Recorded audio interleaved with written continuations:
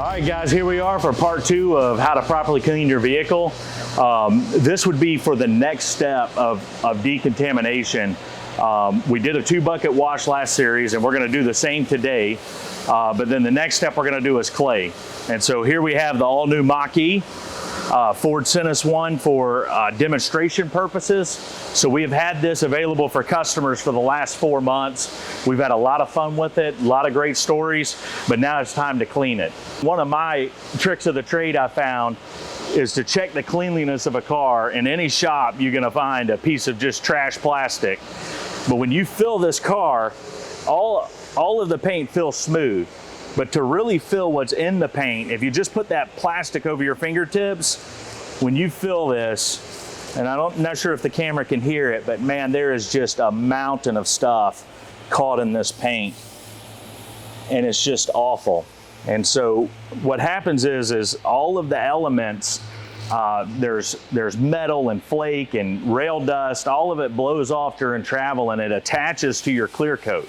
And it just gets embedded into the top layer of your paint job is several layers of clear coat. But today we're going to use clay to get it out. And so show you the different types of clay here. When people hear clay bar, they don't realize it actually surprises a lot of people. It's actually clay. And so it's just a piece of molding clay that your children would play with in school.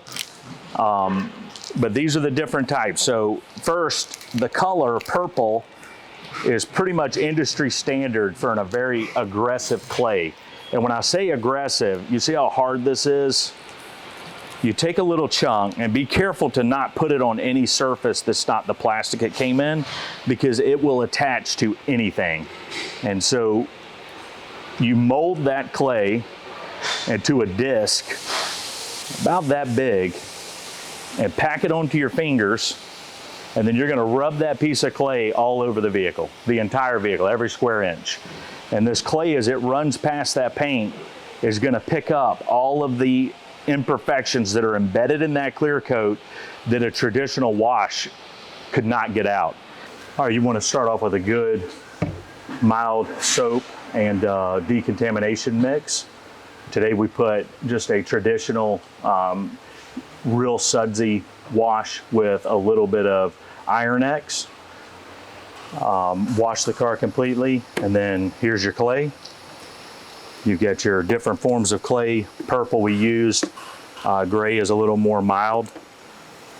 For volume, you get your clay mitts, and for maximum damage, you get your clay pad on a nice Porta-Cable orbiter. All of this is used with a good clay lube.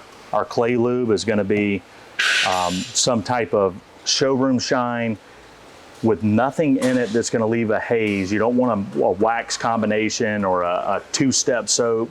You just want a clean, sudsy soap for maximum lubrication, and then we put some Iron X to cut it. That's what gave us the purple look, and it smells awful. The more it smells, the more it's working. And if you look at the ground, Iron X turns metal sediment purple. And we're just gonna keep the paint real moist and wet so that we can rub that clay or sling some foam, whatever we wanna do to get the sediments out of it. We definitely wanna keep it lubed up so that we don't end up scratching it. Because as we tear that stuff out of the clear coat, it's gonna end up in our clay. And we're gonna try to keep that clay clean and molded so that we don't use those same pieces of grime to scratch the paint. Now, it will freak a lot of car owners out to see this process, because we will actually destroy, to a certain degree, this clear coat. We're going to scrape that clay across it, and then the final step, we're gonna come back with an actual paint correction polisher and get it all back to perfect. So step 1, we got a 2-bucket wash. We want to decontaminate the outside of the car.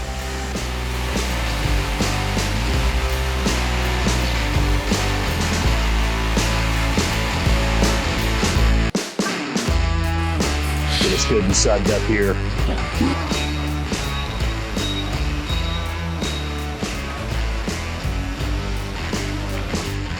Step 2, total decontamination, clay bar treatment.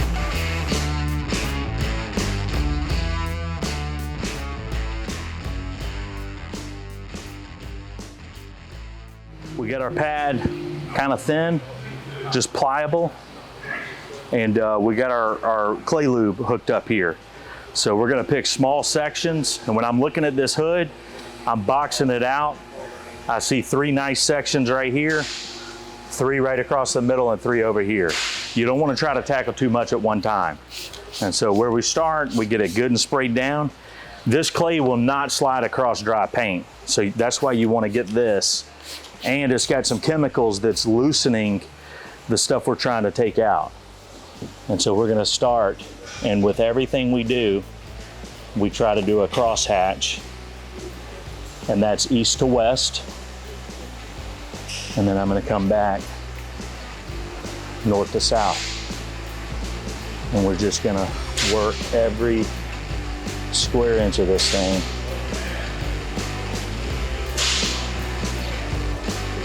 This trash starting to come out, and that's actually a clean clay. Wait till we do some big sections here.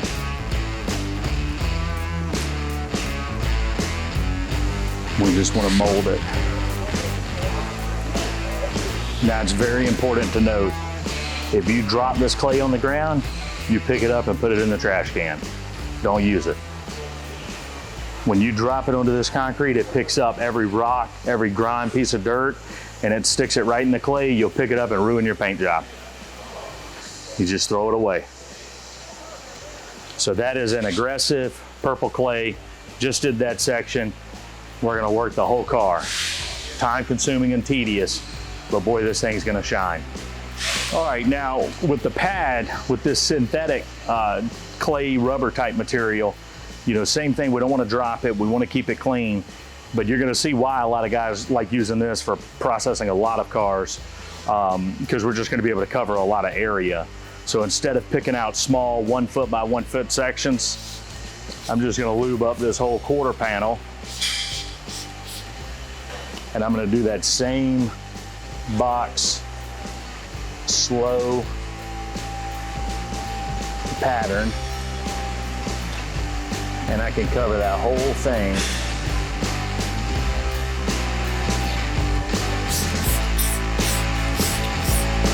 Just getting that grime. I feel it in the pad. I can feel it coming out of the paint. Keep it clean. Takes it out, but just not quite as good as the traditional clay. But boy, you can move across a car pretty quick. Take that same pad here, and now with this one, I'm gonna make sure my pad's lube, but I've foamed the car using the same lube, but because I'm gonna move so fast in so much area, I really want this thing to have a lot of suds on it to minimize the scratching and damage I'm gonna do slinging something like this on it. I would not advise using this on a car that's really bad. This one, while it looked awful, it's not as bad as we've seen. But if a car's got a lot of stuff, several years old, this one's only 4 months old, you're not gonna wanna use this. You'll end up tearing up the whole paint job. We'll get this turned on, just a traditional orbiter, and that same crosshatch with everything we do. We can cover it and work it east to west.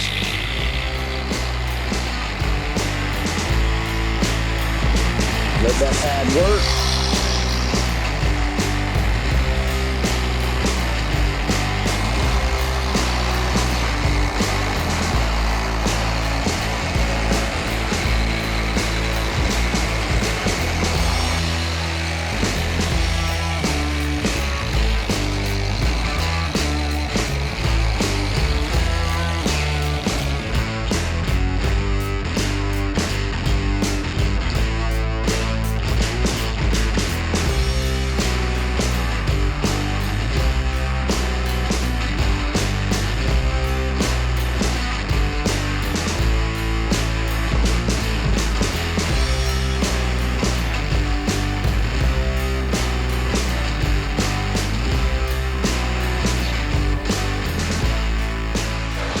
Step 3, we're gonna completely rinse and dry the car. Step 4 is when we enter into paint correction. You could have 1, 2, even 7 paint correction steps. I believe this one's gonna take 2. And then our last step would be a top coat, for this situation, ceramic.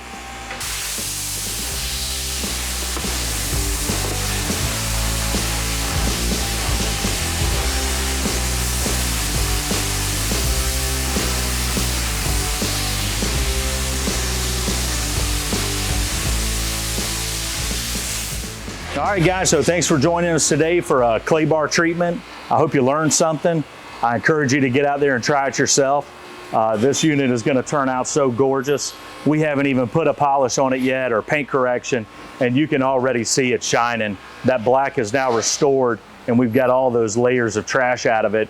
Stop by here at the dealership. We'd love to talk to you about clay. We show you a section, but we encourage you to get out there and try it yourself. Love your car.